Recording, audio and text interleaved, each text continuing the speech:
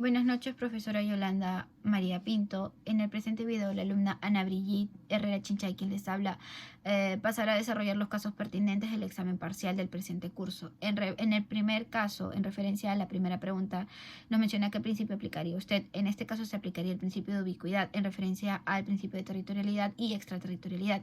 En este caso se puede aplicar el principio de territorialidad debido a que, como se menciona, son delitos cometidos dentro de nuestro territorio nacional, sea cual fuera la nacionalidad del autor, como es en este caso se cometió el delito de secuestro y violación en contra de la agraviada en Tacna, para ser más exactos.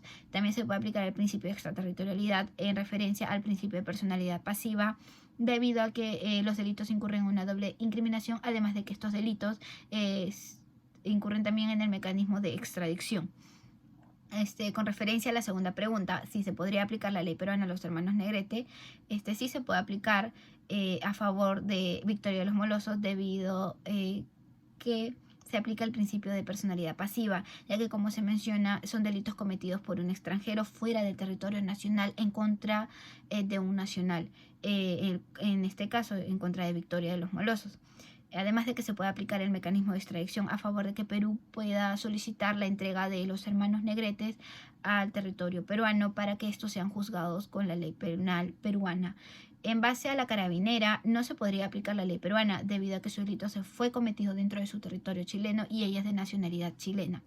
Sin embargo, como sabemos, no puede juzgarse dos veces a los delincuentes por un mismo delito.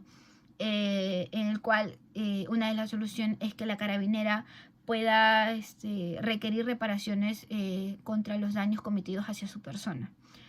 En referencia a la tercera pregunta, si tendrá vigencia nuestra ley penal para los delitos de secuestro, violación de libertad sexual y tentativa de feminicidio, entre otros, en agravio de Victoria de los Molosos, teniendo en consideración que el delito de secuestro es un delito permanente, sí tendrá vigencia la ley para los delitos mencionados, debido a que incurre en una tipificación del delito de secuestro, violación de la libertad de sexual y la tentativa de feminicidio, ya que estos delitos se encuentran regulados dentro de nuestra ley penal. Además de que, como se sabe, el delito de secuestro sea permanente. Esto quiere decir que se prolonga sin interrupción en el tiempo hasta la liberación de la persona, lo cual ocurre en este caso. Además de que estos tipos de delitos, la acción de la pena debe culminar o computarse cuando cese la acción. En este caso, los delitos cesaron o terminaron al mismo tiempo, el cual se alude que se puede condenar con la ley peruana, además de cómo se encuentra regulado todos estos delitos dentro de nuestro Código Penal.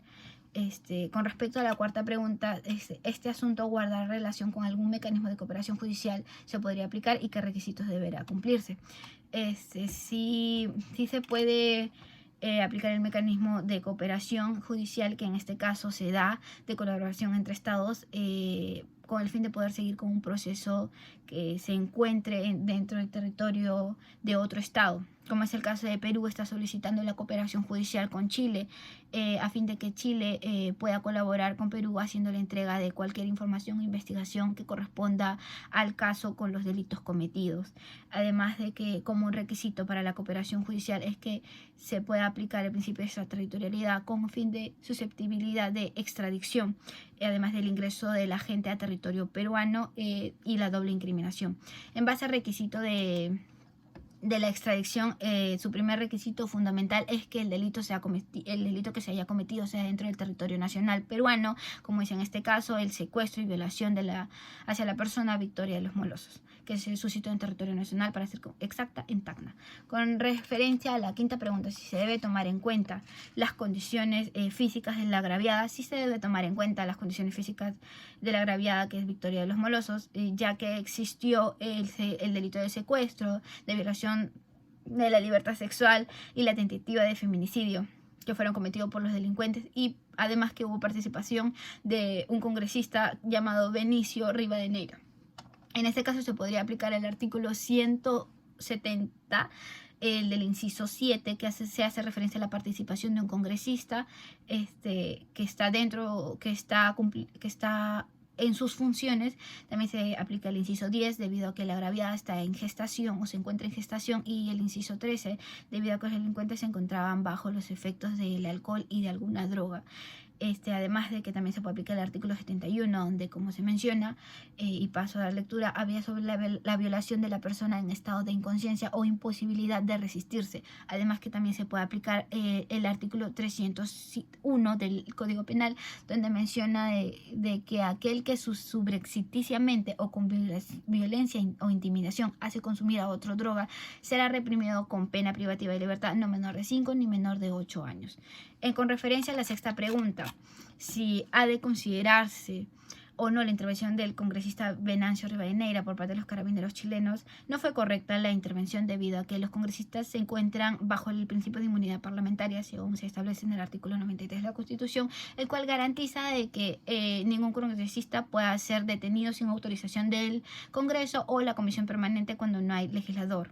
Además de que, según un acuerdo de extensión del derecho internacional, se menciona de que se renuncia a la facultad de que se pueda detener, procesar o condenar a un representante de un estado de un país extranjero. ¿Qué procedimiento se debe tomar? Pues el procedimiento debió empezar con la intervención del congresista, pues debido a que se encontró en pleno delito flagrante de querer deshacerse de billetes falsos, por suerte quedaron registrados dentro del video de seguridad. Después de esto deberá pasar a disposición dentro de las 24 horas con el fin de que las autoridades peruanas correspondientes puedan condenar al congresista según sea la ley aplicable, además dentro que se encuentra del artículo 93 y 99 de la Constitución peruana. Ahora pasaremos a desarrollar el segundo caso. Con respecto a ello, en base a la primera pregunta, nos menciona sobre el delito de estafa. ¿Sería posible en caso de plantear o aplicar la ley peruana? Sí es posible aplicar la ley peruana en base al artículo 196, el cual menciona acerca del tema de estafa. Y doy lectura. El que procura para sí o para otro un provecho ilícito en perjuicio de tercero, induciendo o manteniendo en error al agraviado mediante engaño, astucia, ardid u otra forma fraudulenta, será reprimido con pena privativa de libertad no menor de 1 año ni mayor de 6 años. Asimismo, también se puede aplicar la ley de delitos informáticos, ley número 30096, dentro del cual podríamos emplear el artículo 8 que habla acerca del fraude informático. Como se menciona, con respecto al artículo se dan en los hechos de provecho ilícito en perjuicio de un tercero, mediante el diseño, información o borrador, supresión o clonación de datos informáticos, entre otros supuestos dentro de ese artículo. Con respecto al artículo 196, se desarrolla en hechos de engaño, astucia, ardid u otra forma fraudulenta. Además de que el artículo 196 recae sobre los bienes muebles e inmuebles. Con respecto al plantear el caso, se podría solicitar una extradición a petición de que el señor Dante pueda ser juzgado con las leyes peruanas correspondientes por el delito de fraude y estafa contra la señora Tomasina. Asimismo, se deberá presentar la demanda y hacer pública la información con el fin de que todas las autoridades pertinentes o competentes de los países puedan tener conocimiento del hecho o acto delictuoso cometido por parte del señor Dante.